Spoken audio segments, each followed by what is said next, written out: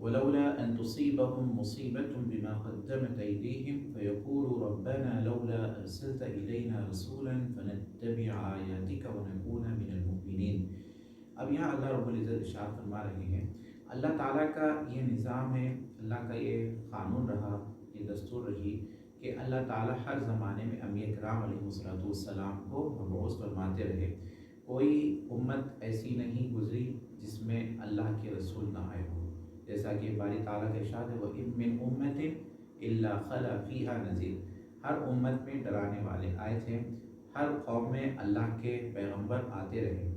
اگر بالفرض اگر یہ مان لیا جائے کوئی ایک ایسی امت ہے کہ جس میں اللہ نے اپنے نبی کو، اپنے رسول کو مبعوث نہیں فرمایا ہے، تو اس صورت میں کیا ہوگا؟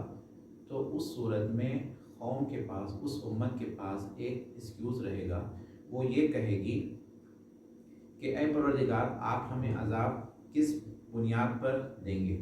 آپ ہمیں عذاب کس بیس پر دے رہے ہیں کہ جبکہ ہمارے پاس کوئی رسول ہی نہیں آیا تھا، ہمارے پاس کوئی ڈرانے والا ہی نہیں آیا تھا، تو ہم کو عذاب کس بیس پر دیا جا رہا ہے؟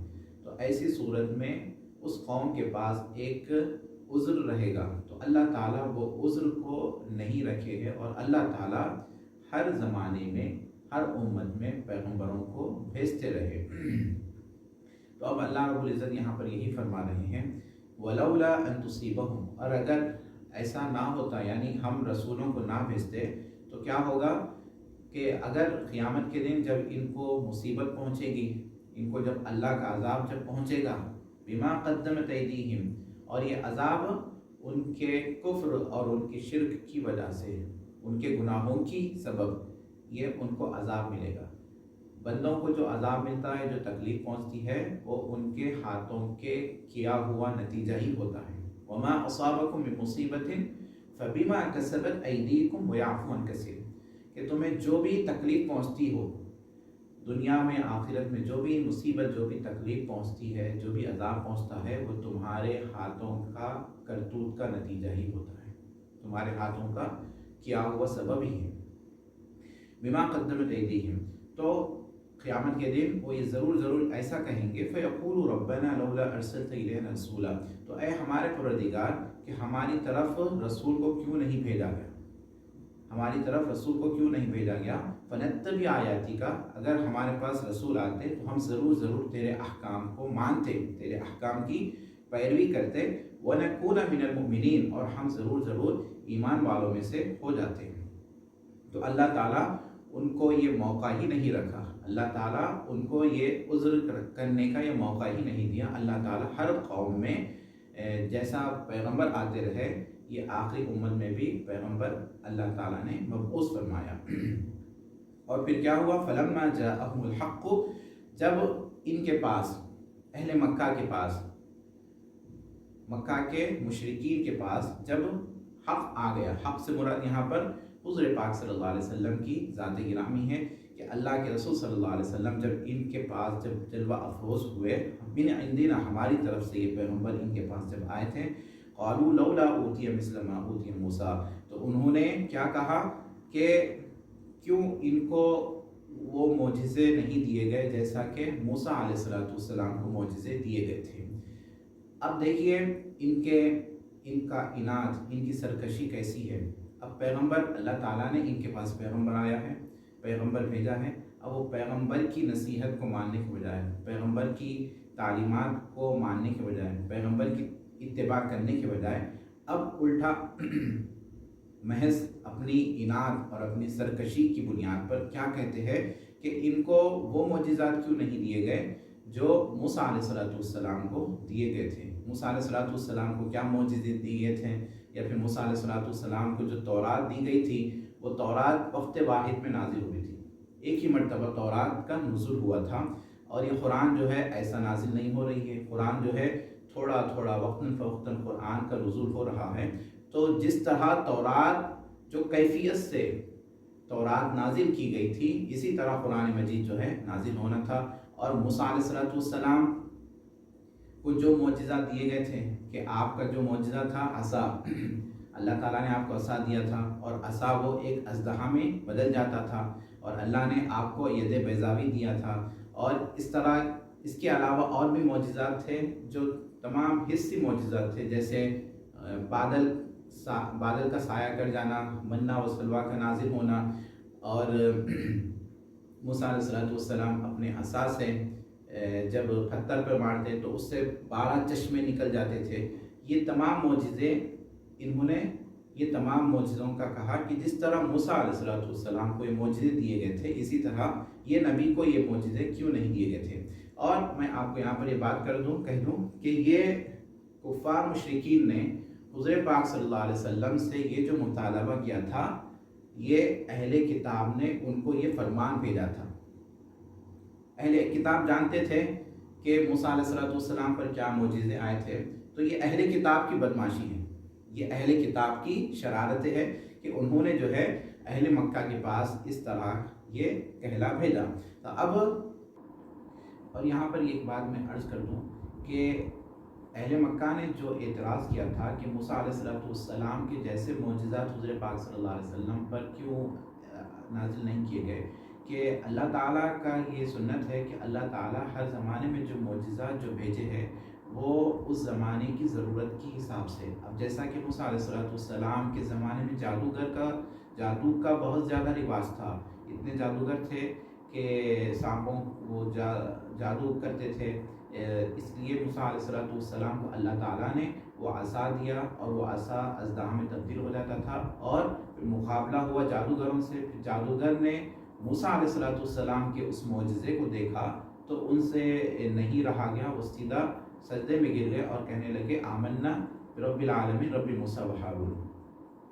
اور پھر اسی طرح حضرت صالح علیہ السلام کو اللہ تعالیٰ نے جو معجزہ دیا ہے وہ کیا تھا؟ اونٹنی کا معجزہ تھا، کہ اس زمانے میں پہاڑ تراش کر جو ہے بڑے بڑے محل تعمیر کرتے تھے، تو وہ اس فن میں ماہر تھے، تو اللہ تعالیٰ نے اس لیے اپنے نبی صالح علیہ السلام کو وہ معجزہ دیا کہ آپ جو ہے وہ پہاڑ سے کیا کرتے ہیں؟ اونٹنی کو نکالتے ہیں۔ اور اسی طرح حضرت عیسیٰ علیہ السلام کو اللہ تعالیٰ نے ایک ایسی قوم میں بھیجا تھا کہ جس میں وہ فن طب میں بہت زیادہ ماہر تھے، تو حضرت عیسیٰ علیہ السلام کا یہ معجزہ تھا کہ مادرزاد اندھے کو کیا کر دیتے تھے؟ بینائی دے دیتے تھے۔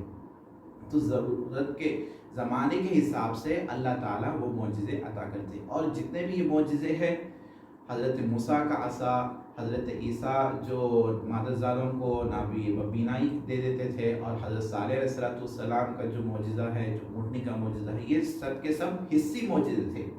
وہ اس زمانے میں وہ معجزے دیے گئے تھے، اس زمانے میں ضرورت تھی، پھر وہ معجزہ ختم ہو گئے، اب وہ معجزے باقی نہیں رہے۔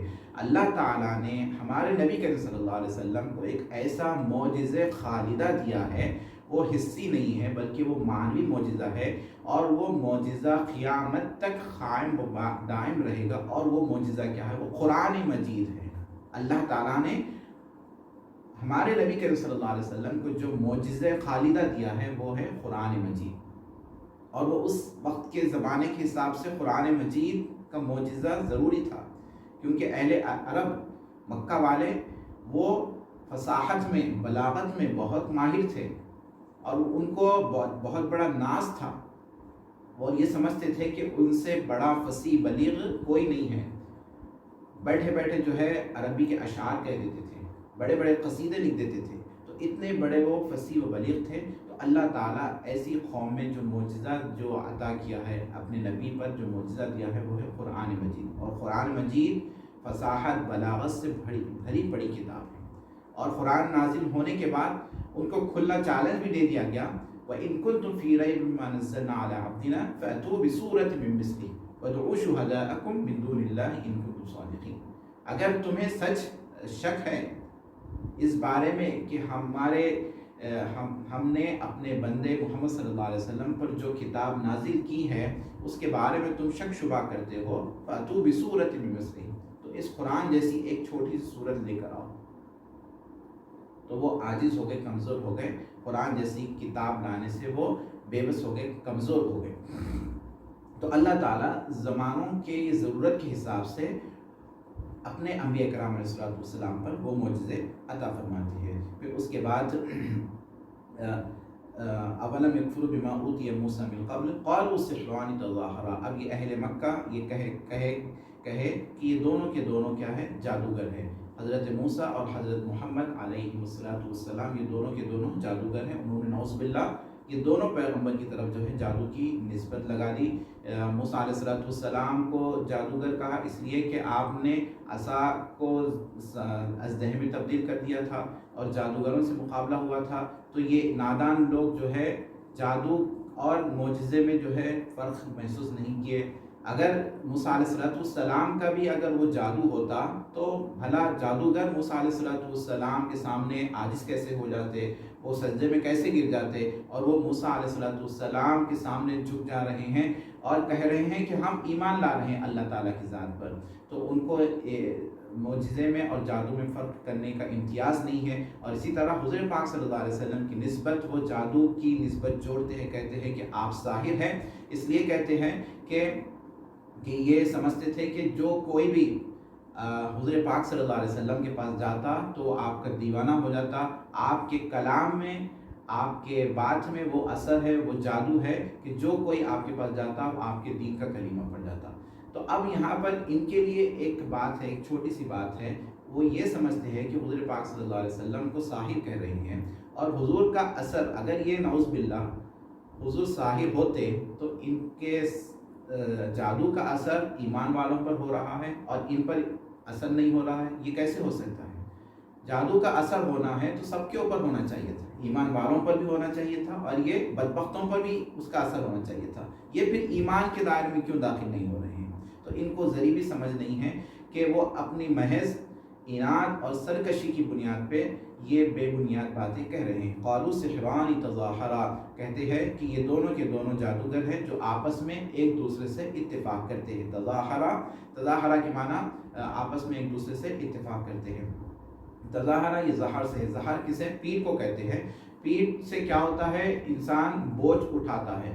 تو عربی زبان کا یہ محاورہ ہے کہ ایک آدمی جو ہے دوسرے آدمی کے پاس جا رہا ہے اور کہہ رہا ہے کہ تیری پیٹھ اور میری پیٹھ ایک جیسی ہے، تو جو بوجھ ہوگا ہم دونوں ایک ساتھ اس کو اٹھاتے ہیں. تو اس سے تظاہرہ یعنی آپس میں دونوں اتفاق کرتے ہیں. وقالوا انا بکل کافرون، اور یہ بدبخت کفار مشرکین صراحتاً کہہ اٹھے کہ ہم جو ہے سب کا سب انکار کرتے ہیں، ہم ہر پیغمبر کو، ہر اللہ کی بھیجی ہوئی کتاب کا ہم انکار کرتے ہیں، کفر کرتے ہیں.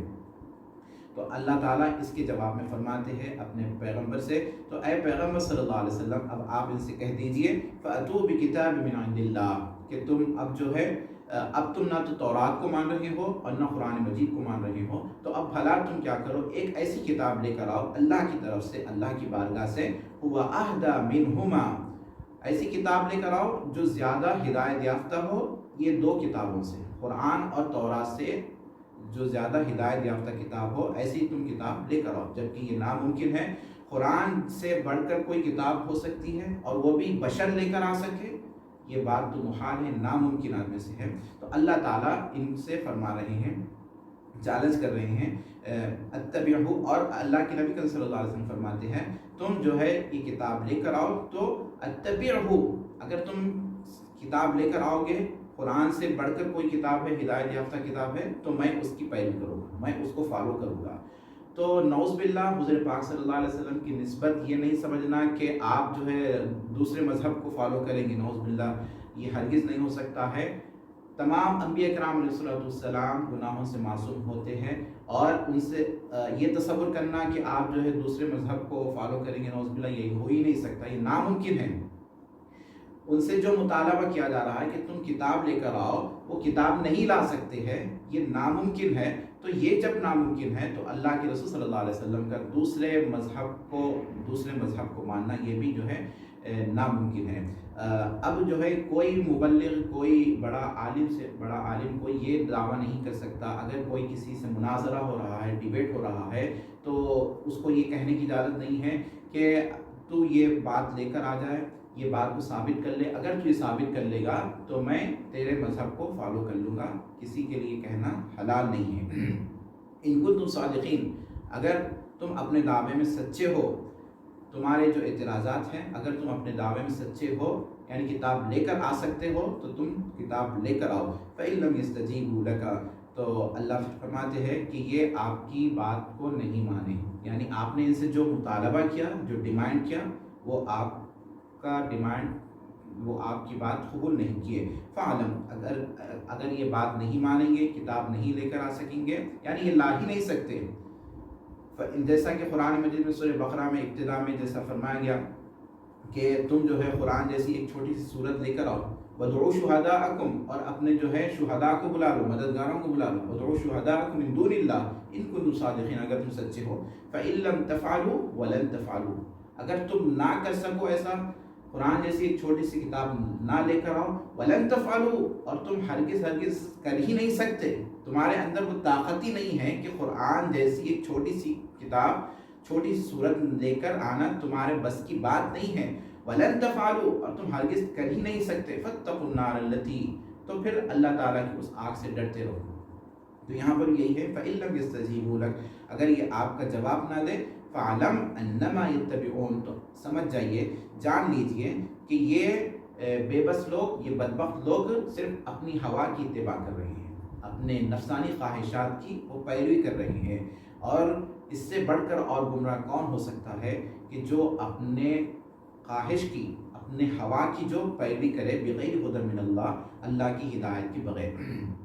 اللہ کی ہدایت نہیں ہے، اس کے بغیر جو ہے صرف اپنے نفس کی سن رہا ہے، اپنی جی کی سن رہا ہے، اپنا من جو کہہ رہا ہے، اپنا ہوا جو کہہ رہا ہے، اس کے پیچھے چل رہا ہے. تو اس سے بڑھ کر گمراہ اور کون ہو سکتا ہے کہ نفسانی خواہشات کے پیچھے جانے والے کے لیے اللہ تعالیٰ کا ایک جگہ ارشاد ہے افرأیت من اتخذ الہہ ہوا، کیا آپ نہیں دیکھے اس شخص کو جس نے اپنی ہوا کو اپنا خدا بنا بیٹھا.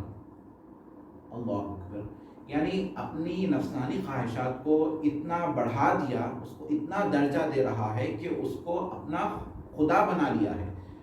نفس جیسا کہہ رہا ہے، اس کی ہوا جیسا کہہ رہی ہے، وہ اس کی سن رہا ہے.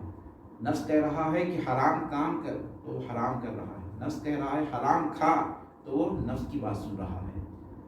تو اس سے بڑھ کر گمراہ اور کون ہو سکتا ہے کہ جس نے اپنی نفسانی خواہشات کی پیروی کر رہا ہے. اور اللہ کے رسول صلی اللہ علیہ وسلم کی حدیث شریف ہے، آپ صلی اللہ علیہ وسلم ارشاد فرماتے ہیں لا یؤمن احدکم، کہ تم میں سے اس وقت تک کوئی ایمان والا نہیں ہو سکتا یہاں تک کہ اس کی ہوا، اس کی نفسانی خواہشات تابع نہ ہو جائے اس چیز کے جس کو میں لے کر آیا ہوں، یعنی میری شریعت کے تابع نہ ہو جائے جب تک کہ وہ مومن کامل نہیں ہو سکتا.